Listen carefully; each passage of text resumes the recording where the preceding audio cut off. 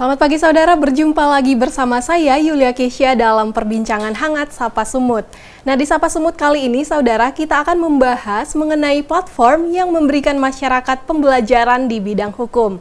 Dan sekarang sudah hadir bersama kita Hanifah Aziza selaku founder Dasar Hukum ID. Selamat pagi Kak Hani. Selamat pagi Yulia. Apa kabarnya nih Kak Hani? Alhamdulillah sehat. Yulia gimana kabarnya? Baik juga Kak. Dan kalau akhir-akhir ini kesibukannya apa nih sekarang Kak? Akhir-akhir ini saya lebih banyak menghabiskan waktu sebagai legal influencer ya, dan juga sebagai mahasiswi di program dokter ilmu hukum USU. Oh, berarti masih studi juga nih Kak? Iya, hukum ya? lagi nyusun disertasi nih. Iya. Wah, sangat produktif nih Kak Han ini. Nah Kak, ngomong-ngomong mengenai Dasar Hukum ID nih Kak, boleh diceritakan sedikit nih Kak, apa sih Dasar Hukum ID itu? Nah, Dasar Hukum ID itu adalah platform sosial media yang fokusnya itu di bidang hukum, Yulia. Jadi ini dibangun pada akhir 2020. Itu jadi pertama hanya saya sendiri yang mengelola platform ini. Dan Dasar Hukum ID ini fokus untuk memberikan pengetahuan-pengetahuan tentang ilmu hukum. Jadi misalnya nih tentang ada peraturan baru tentang kayak KUHP atau Omnibus Law, atau juga mungkin ada tentang apa ya, peraturan yang memang masyarakat memang harus tahu nih, kayak pengaturan-pengaturan yang misalnya di jalanan, atau mungkin hal-hal kecil seperti pasal-pasal yang memang harus masyarakat umum itu layak untuk diketahui gitu. Hal-hal seperti itulah yang ada di Dasar Hukum ID. Oh, begitu ya Kak. Nah, berarti tadi Kakak mention bahwasannya Dasar Hukum ID ini sudah berdiri sejak akhir 2020 nih Kak. Iya. Nah, kira-kira kalau dari Kak Hani sendiri, apa sih yang memotivasi Kakak untuk membentuk Dasar Hukum ID ini? Apakah kira-kira ada latar belakangnya nih Kak dari masa-masa pandemi selama 2020 kemarin? Tentu itu masa pandemi itu merupakan salah satu alasan terkuat ya kenapa saya membangun platform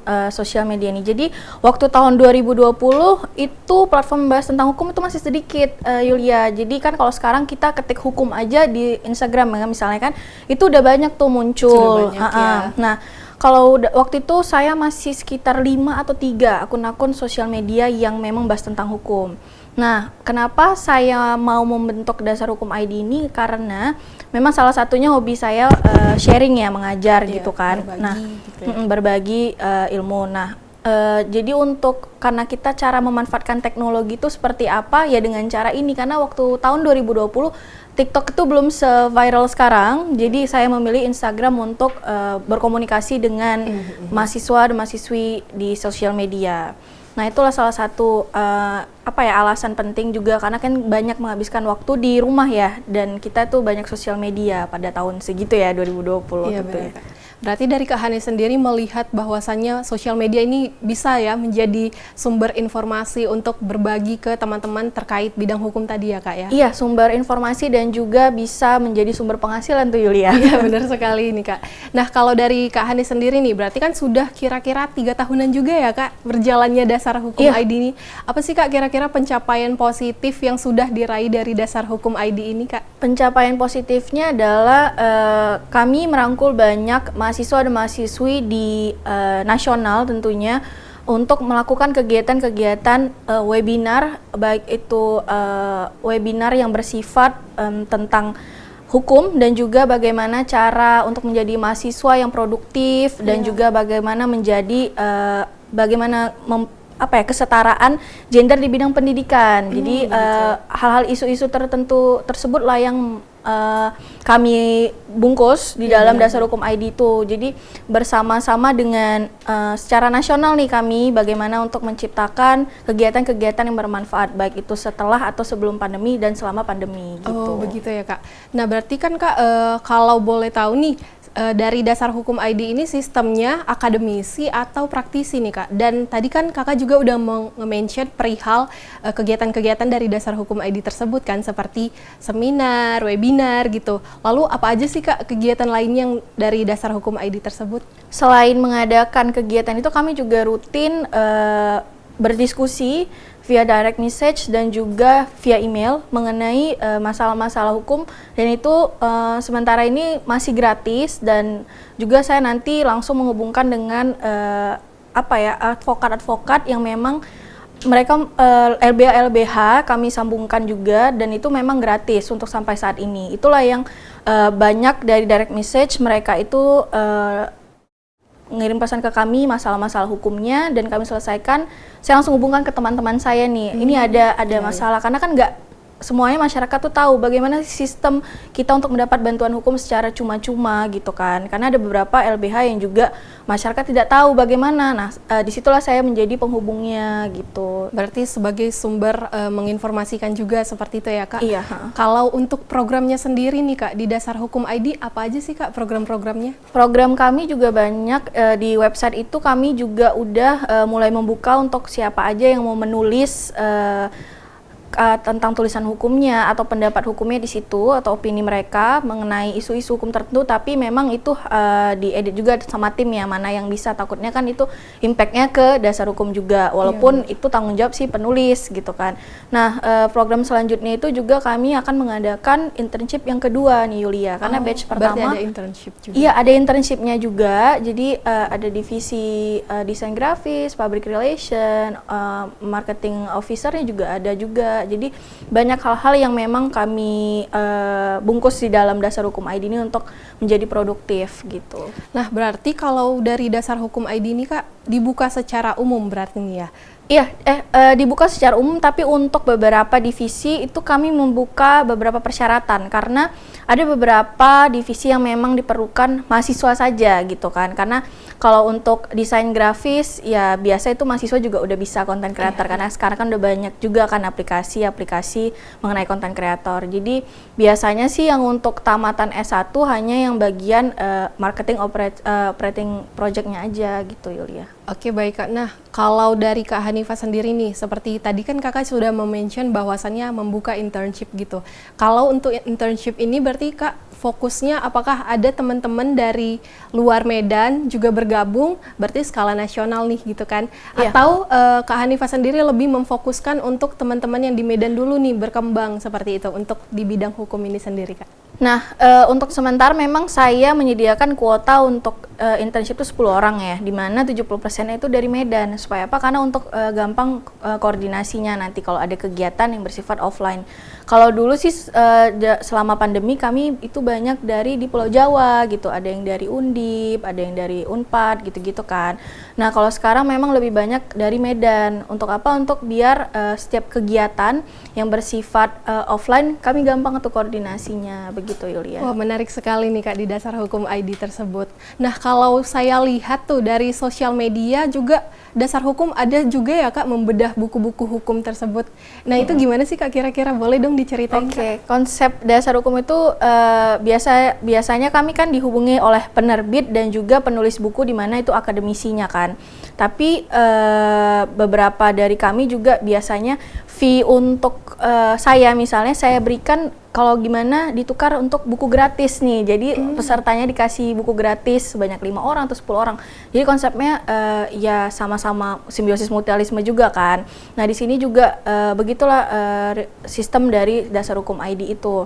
Karena bedah buku ini penting, salah satu untuk ini sih Yulia, akademisi itu perlu untuk poin mereka, untuk kum ya, kalau misalnya dosen-dosen, nah itu mereka perlu. Makanya saya sering kerjasama dengan beberapa universitas dan juga penerbit mengadakan bedah buku. Jadi kalau legal influencer itu konsepnya bukan dikirimin misalnya make up atau gimana review gitu kan. Saya lebih ke review peraturan dan juga mengenai buku-buku yang memang layak untuk dibaca gitu, tapi bukan karena dipromosiin ya, karena nggak semua buku yang promosi itu saya bedah gitu. Jadi secara sukarela juga ada di situ, karena untuk apa ya, ini layak nih dibeli untuk semester awal atau yang lagi nyusun skripsi seperti itu. Benar sekali nih Kak. Berarti kalau dari Dasar Hukum ID tersebut juga selain membedah buku, saling ini ya Kak, bertukar informasi mengenai hukum-hukum yang ada di Indonesia tersebut. Iya. Berarti kalau untuk bagaimana sih Kak cara Dasar Hukum ID ini mengemas untuk mengedukasi masyarakat awam terkait hukum? Karena kan kalau berbicara dengan hukum mungkin hanya mahasiswa hukum nih yang paham gitu. Dari Dasar Hukum ID sendiri gimana sih Kak? Nah, kalau dari saya dulu saya buka sesi question answer question itu, jadi di situ di Instagram tiap jam 8 saya itu buka question di mana mereka bisa tanya, "Kak, aku lagi nyusun skripsi nih tentang ini di ranah perdata atau pidana. Gimana ya, Kak? Kira-kira buku yang memang cocok untuk saya gunakan, atau ini gimana cara meramunya biar jadi cantik nih skripsinya." Nah, itu saya itu masih jawabnya secara pribadi, personal ke orang yang bertanya gitu. Langsung saya jawab, saya letak di story dan langsung saya cantumkan beberapa sumber, misalnya ada jurnal atau buku yang terkait yang bisa di-download secara open source di Google. Nah, begitulah cara saya berinteraksi, dan itu yang buat Dasar Hukum ID sekarang sudah 47.000 followers. Wah, gitu. luar biasa sekali nih ya, Kak. Lalu kalau untuk teman-teman nih yang membahas mengenai hukum, ada nggak sih, Kak, kira-kira dari teman-teman awam gitu berkomunikasi dengan Dasar Hukum ID, menanyakan misalnya terkait pidana nih, gimana sih, Kak, aturannya? Karena kan di sosial media sendiri kita sering memperhatikan bahwasannya hukum pidana itu berbeda-beda jenisnya, ada juga hukum yang lainnya. Lalu untuk memberitahu bahwasannya jenis-jenisnya itu sendiri gimana tuh, Kak? Nah, yang banyak menjadi problem di masyarakat itu adalah mereka itu kadang-kadang belum tahu nih membedakan penggelapan atau penipuan atau pencurian di situ. Nah, hal-hal itulah mereka yang banyak bertanya sama saya, dan ya memang mohon maaf gak semuanya bisa dibalas satu persatu, tapi saya usahakan dibalas semua, karena itu problematik yang di masyarakat tuh banyak. Mereka itu tidak tahu membedakan di mana pencurian, penggelapan, penipuan itu seperti apa, ataupun ranah perdata itu seperti apa, atau pidana bagaimana. Itulah hal-hal itulah yang banyak ditanya di masyarakat, Yulia. Dan itu saya jawab juga, sekarang udah ada tim kan, jadi kami jawab secara cuma-cuma di Dasar Hukum ID. Gitu. Wah, keren sekali nih, Kak. Oke, kita akan lanjut sebentar, tapi tahan dulu nih, Kak. Ya saudara, kita akan lanjut untuk membahas perbincangan mengenai Dasar Hukum ID, tetap di Sapa Sumut.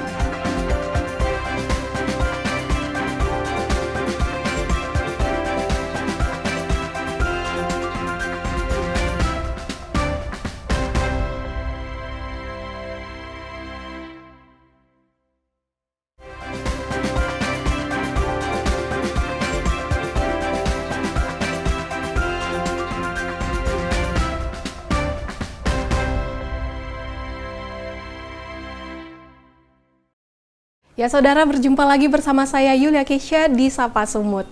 Nah, Kak Ani, tadi kan kita sudah berbicara mengenai bagaimana Dasar Hukum ID mengedukasi masyarakat terkait bidang hukum nih, Kak. Kira-kira kalau di Dasar Hukum ID ini sendiri, Kak, ada tidak bekerja sama dengan akademisi di bidang hukum atau berkolaborasi dengan lembaga-lembaga pendidikan untuk meningkatkan literasi di bidang hukum, Kak? Oke, untuk saat ini di akademisi kami juga membuka banyak sekali kesempatan untuk para akademisi yang ingin jadi narasumber di Dasar Hukum ID, dan sementara udah pernah bekerja sama di Brawijaya, USU, di Undip, terus juga ada di IPB, ada juga di BINUS, dan juga beberapa universitas lainnya. Terus juga ada kerjasama di Yayasan Pusat Kajian Perlindungan Anak. Saya lagi jadi boardnya di sini. Jadi memang kami kerjasama untuk bagaimana sih cara meningkatkan literasi hukum bagi semua kalangan, baik itu mahasiswa, mahasiswi, siswa, dan juga masyarakat umum tentunya. Nah, kerjasamanya itu dalam bentuk apa sih, Kak? Kerjasamanya berbentuk misalnya melibatkan para akademisi dan praktisi itu untuk bisa menjadi narasumber di kegiatan Dasar Hukum, dan juga bisa menjadi informan juga dari untuk Dasar Hukum ID, dan juga kami mengadakan beberapa kegiatan kerjasama bersama Dasar Hukum ID dengan beberapa lembaga pemerintahan dan juga pendidikan di nasional tentunya untuk melaksanakan kegiatan yang bersifat pengetahuan gitu. Oh, berarti sudah melakukan webinar-webinar nasional juga nih ya, Kak? Webinar dan juga event offline juga ada. Nah, di situ apakah Dasar Hukum ID ini merupakan penyelenggara atau biasanya Kakak sebagai keynote speaker atau bagaimana, Kak? Kita bisa menjadi penyelenggara atau sekarang IO-nya ya bisa dibilang, tapi bisa juga menjadi keynote speaker. Jadi itu lebih ke fleksibel sih Yulia. Jadi tergantung dengan pihak mananya iya, nih tergantung. ya, Jadi tidak terlalu straight juga. Jadi ya fleksibel aja bagaimana. Yang penting Dasar Hukum ID membuka kesempatan kepada mahasiswa-mahasiswi, masyarakat umum, praktisi, akademisi bagi yang ingin mengembangkan dan juga menyalurkan pengetahuan tentang hukum, dan kami juga tidak terlibat politik manapun. Jadi itu yang membuat ada kebebasan berpendapat gitu. Iya, Jadi kemarin lagi pemilu kami vakum juga itu 3 bulan. Oh iya, sama Kak. sekali. Jadi webinarnya 3 hari setelah pemilu baru ada. Nah, iya, kemarin juga dicek dari Instagram sosial media ya Kak. Kalau saya lihat di feeds juga postingannya dari Dasar Hukum ID sedikit jarang ya Kak. Itu kira-kira kenapa tuh Kak? Karena konsepnya kami itu nggak mau upload tiap hari atau tiap minggu. Jadi karena lebih ke kebutuhan sih, kebutuhan dimana biasanya tuh saya cek lagi semester genap atau semester ganjil itu mata kuliah mana sih yang belum dibahas. Misalnya nih dari Fakultas Hukum kan kayak tata negara tuh misalnya di genap dipelajari atau pidana di semester genap. Nah itu nanti saya keluarkan itu waktu masuk semester genap. Nah kalau misalkan mata kuliah yang lebih ke penunjangnya atau simultannya itu nanti saya keluarkan ketika mulai masuk semester awal, dan biasanya 2 bulan sekali, 3 bulan sekali, tapi bentuknya rangkuman. Jadi dari 20 buku kami rangkum menjadi 8 slide. Kalau mungkin akun lain satu hari bisa setiap hari upload kan. Nah tapi satu feed itu kalau saya upload itu sebenarnya bisa untuk 10 updatean sih, tapi lebih lebih kami itu lebih mengutamakan di save dan di share orang. Nah itu lebih penting karena lebih bisa naikin insight gitu. Oh begitu ya Kak. Berarti kalau misalnya mau mengetahui informasi terkait hukum ini rangkumannya bagaimana, tetap ada di sosial media, di scroll gitu ya Kak? Jadi nggak terlalu banyak di feed dan mereka langsung cari aja. Itu mungkin 50 atau 40-an. Jadi berapa kali scroll ya udah ada, dan highlight kami itu penuh dengan open source juga, beberapa PDF yang memang bisa di-download terkait dengan materi-materi begitu. Kalau untuk PDF-nya itu sendiri terbuka secara gratis Kak atau bagaimana PDF-nya itu memang yang bisa kita download dari open source jurnal gitu, memang gratis gitu, dan memang tidak diperjualbelikan boleh di-download tapi jangan diperjualbelikan, misalnya kayak di-print, di-copy, dijual. Nah, itu kan memang udah melanggar hak cipta kan. Tapi ini lebih untuk pengetahuan aja. Itu banyak kami cantumkan beberapa link dari akademisi dan jurnal-jurnal memang terkait gitu. Nah, gitu ya Kak. Berarti tapi kalau untuk berdiskusi dari DM tetap bisa ya Kak, kalau untuk mau belajar, mau lebih paham lagi untuk mengetahui bidang-bidang hukum tersebut ya Kak? Iya, saat ini memang banyak juga yang nanya, Kak aku lagi nyusun skripsi nih Kak, gitu-gitu kan. Nanti biasa saya bilang, oh kamu jurusan apa gitu kan.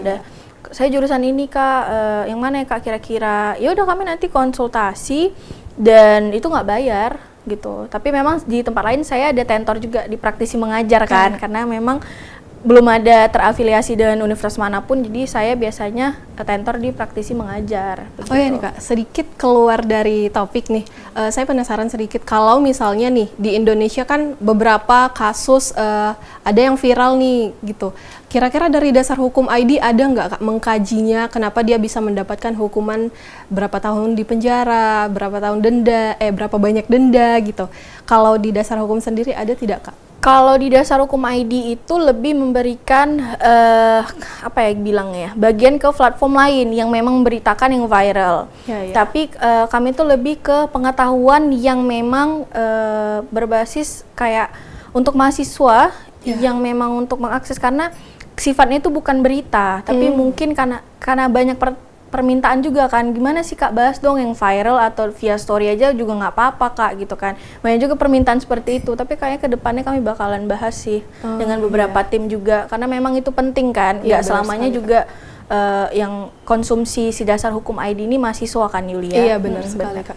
Nah berarti sesuai dengan namanya ya Kak, Dasar Hukum. Dari Dasar Hukum ID sendiri lebih ke mengedukasi strategi dasar-dasarnya supaya teman-teman juga lebih paham nih pakem-pakem hukum di Indonesia seperti itu ya Kak ya. Nah tapi kalau misalnya nih Kak di Indonesia sendiri nih, undang-undang itu kan bersifat dinamis tuh. Kalau misalnya nih nantinya presiden kita juga bakalan pergantian periode, mungkin akan ada pergantian undang-undang juga gitu.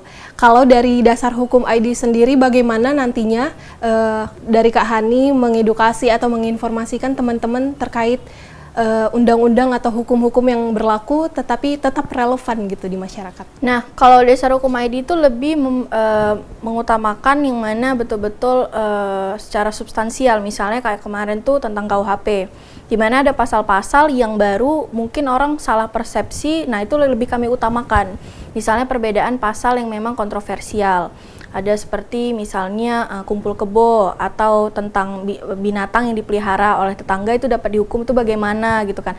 Hal-hal itu yang mungkin masyarakat kurang memahami bahwa sifatnya itu kayak delik aduan gitu. Iya, benar. Yang bisa melapor itu ya hanya orang tua ataupun ketua RT. Kalau dulu kan di KUHP lama itu yang melapor harus suaminya atau yang terikat perkawinan. Nah, hal-hal itulah yang kami bahas secara detail, dan itu memang banyak yang bertanya sih sebenarnya, Yulia. Jadi itu kami udah buat 3 kali webinar mengenai pasal-pasal yang kontroversial di KUHP. Dan juga kemarin itu tentang Omnibus Law.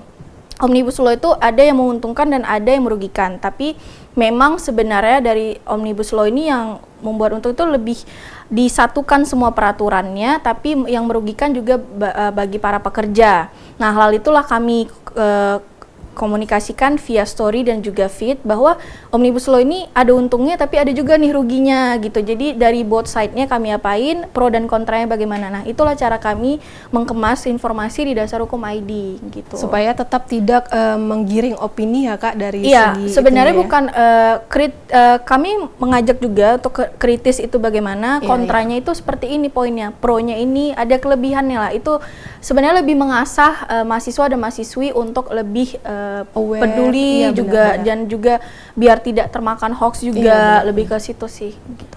Nah, tadi kan kita sudah berbicara Kak mengenai pencapaian dari Dasar Hukum, bagaimana programnya dan juga kegiatannya apa. Dan dari Kak Hanifah sendiri nih, apa sih Kak tantangan untuk menjalankan Dasar Hukum ID ini kira-kira?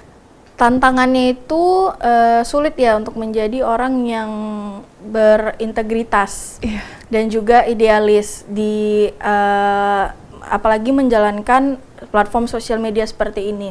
Nah, karena nggak semuanya bisa diupload di Dasar Hukum ID gitu, benar. Apalagi kemarin lagi panas-panasnya masa politik kan, makanya kemarin kami vakum dulu. Nah, itulah tantangannya. Nah, selanjutnya bagaimana agar si followersnya itu atau audiens dari Dasar Hukum ID itu tetap memfollow walaupun tidak upload materi. Nah, dengan cara apa? Dengan cara yaudah kami mengadakan webinar yang masih relevan dengan para audiens, karena kan kita bisa collect datanya kan. Nah, dari situlah tantangannya harus update dan juga apa nih yang lagi happening yang kita akan bisa buat kegiatannya seperti itu.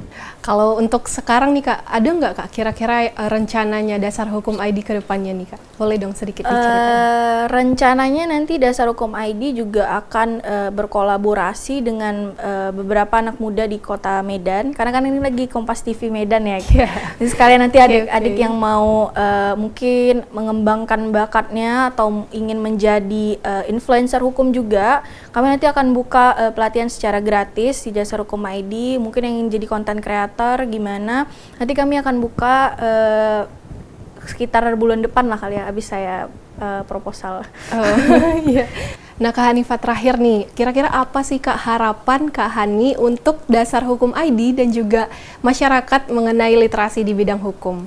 Harapan saya semoga Dasar Hukum ID bisa menjadi platform sosial media yang memang dikenal secara internasional, nggak hanya nasional saja. Dan harapan saya untuk masyarakat yang ingin menambah literasi hukum, semoga kita dapat menjadi pribadi yang selalu berintegritas dan juga menjadi pribadi yang idealis, dan mari kita kawal terus hukum di Indonesia kita. Oke, baik Kak. Terima kasih banyak Kak sudah datang di Sapa Sumut hari ini. Ya saudara, itu dia tadi perbincangan kita mengenai platform yang memberikan masyarakat pembelajaran di bidang hukum, yaitu Dasar Hukum ID. Mudah-mudahan dapat menambah informasi bagi kita semua. Tetap saksikan Sapa Sumut selanjutnya hanya di Kompas TV, independen, terpercaya.